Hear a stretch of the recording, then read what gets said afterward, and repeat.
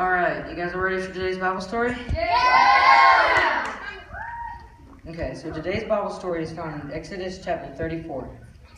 Moses has been leading the Israelites for quite a long time in the wilderness. You might remember that the Israelites tended to do a lot of complaining and fussing along the way. Can you imagine how tired Moses must have gotten at times?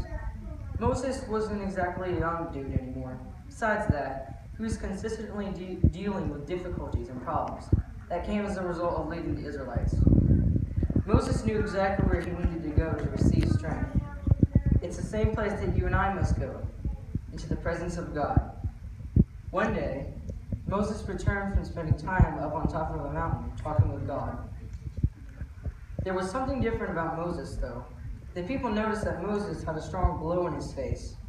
This glow was because he had spent time talking with God face to face, and the glory of God was so strong that it radiated all over Moses' face.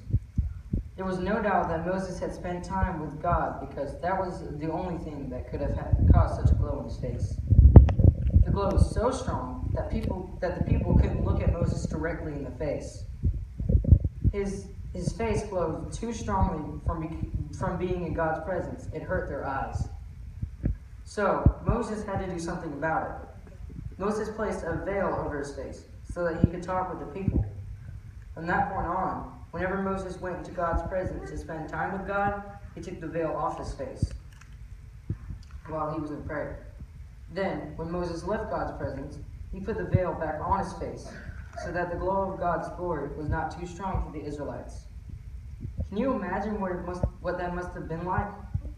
What would it be like for you, for it to be so obvious that you had been in God's presence that everyone around could literally see it? Well, in your lesson today, you are going to learn that each one of us can have this kind of experience. You may or may not glow. Amazing things can happen, and you are definitely changed.